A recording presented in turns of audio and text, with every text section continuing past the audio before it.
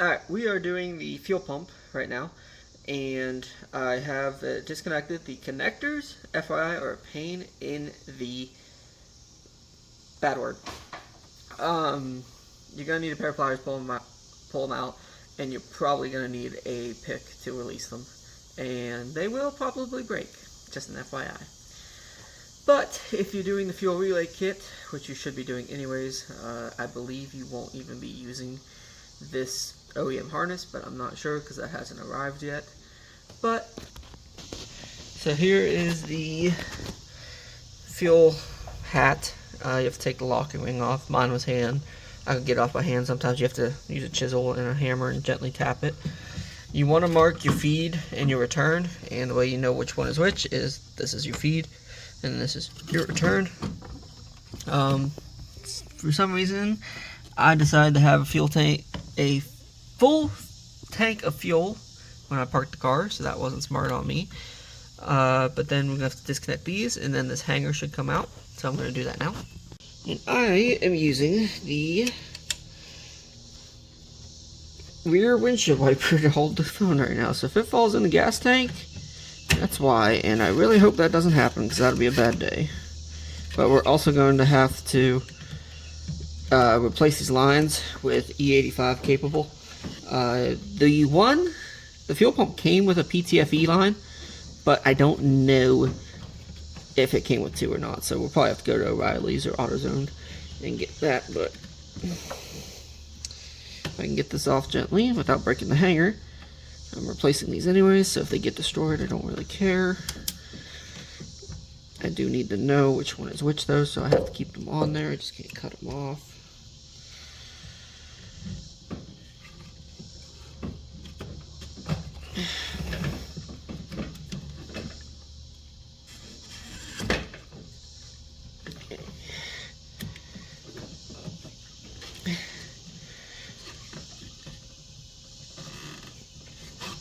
If you use this method to get a hose off, just be advised that it will destroy the hose, so plan on replacing it. You should probably wear gloves when you do this too. Fuel dries the crap out of your hands.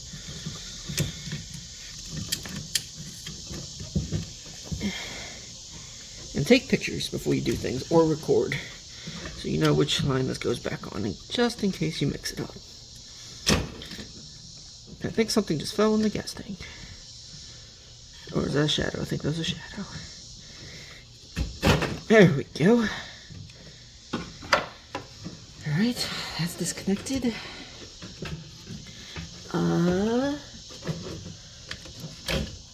There's two connections underneath of here. Did not know that until now. I'm getting fumes. Very much a lot. There we go.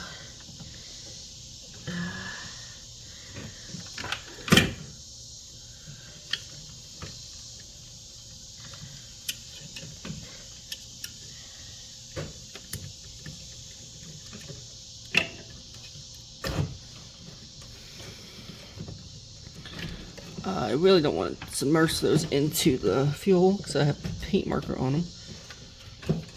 Also, make sure you're not working around any. I'm probably gonna fast forward this, so it doesn't matter.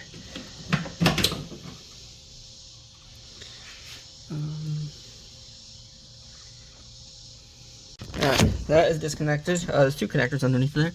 And now we have to get this. This I am gonna put a glove on. I don't have anything.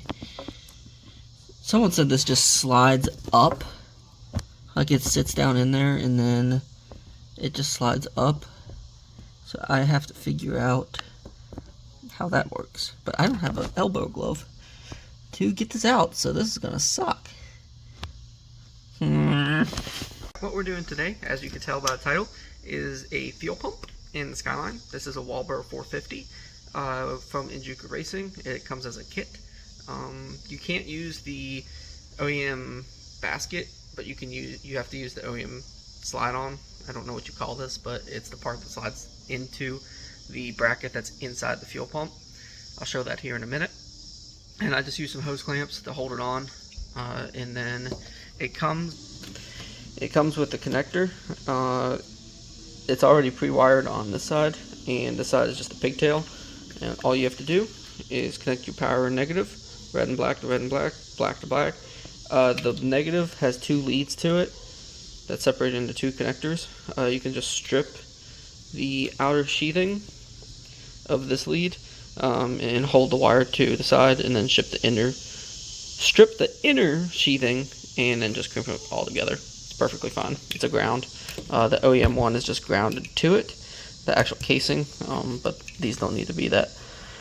And then we just went to O'Reilly's Auto Parts and spent $73 on 3 feet of fuel line.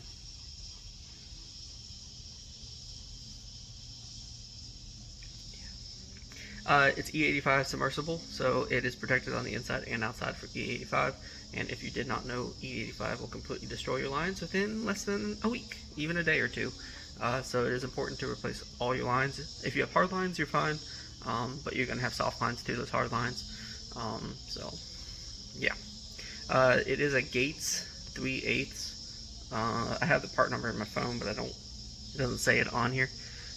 But it's $22 a foot, so be prepared. No matter what size, like 1/4 inch, 5/16, 3/8, whatever. It's $22 a foot. Let's put this on the feed, and then cut the length once we see how much we need in the pump. And that will really be the fuel pump. Essentially, I ripped out all the fuel lines already, and we'll get to go. Another little tech tip is I like to use a screwdriver to tighten these down to the point where you can't really tighten it anymore, and then get the appropriate socket and give it another half turn, and then that'll ensure that this is really on there. This is the OEM hanger that sits down in there, and it's going to sit in there like this. You have to push it down. I lifted up here, 2 fingers, and pushed, and it was a pain. Make sure you're wearing safety glasses because it will splash a lot. And then this is one of the lines that we have to replace. This is going to be your return that is going to prime this little container where your fuel pump sits in to prevent fuel surging. So what I did is, this is a regulator. I'm going to have an external one on the fuel rail so you can delete this. This is also the OEM pump. Obviously this is the feed line, and then this is the return. What I did is I just took the E85 line that's submersible and matched it to the same length, and same thing with the feed, and just matched it to the same length. Now that's just held on there with one of those clamps. And why I chose the OEM sock, that's what it's called, is because this has to sit down in there, and this slides on this clamp. If I can get it on there, I might have to do that with 2 hands, and then that way this is returned from the return line, and this is already pre-primed, I guess you could call it, so that way it's not going to lose any pressure. And then we just got to hook it to back into the unit, and then connect the lines and button it up. Alright, and that's how it's going to sit in there. Clamps on. Clamps on. I did have to get rid of the clamp that was holding this in the back, because that's where it actually clips in and slides in. So yeah, just had to use one. But I'm probably going to loosen that up a little bit just because it looks like it's putting some stress on that bracket. And I also clipped up here too to clear the wires a little better too. So, and we're using the rear windshield wiper again as a mount to hold this, so you guys can see how this drops in. Alright, here goes nothing.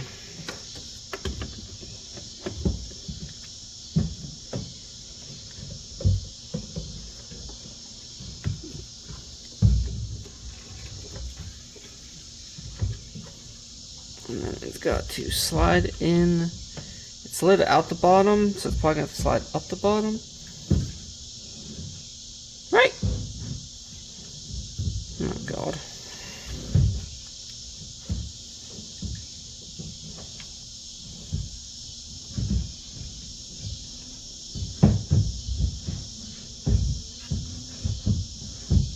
I cannot see a single thing I'm doing.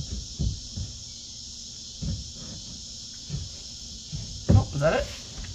Yep, there it is. That was easy. I really hope I didn't cut that line too short. because I don't have any more of it.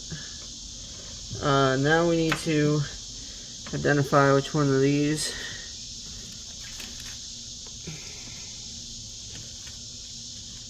that did 0. It just leaks straight through it. Fantastic.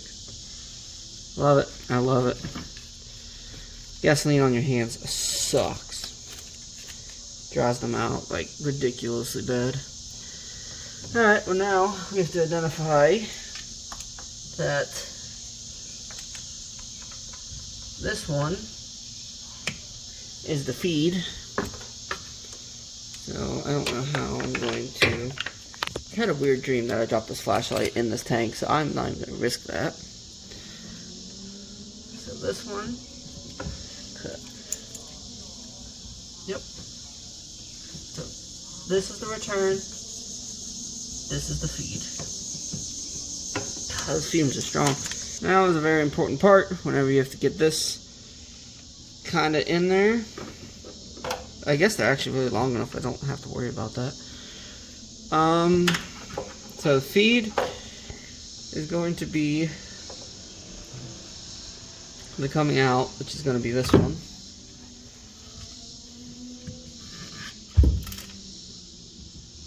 Be very careful not to break anything, Caleb.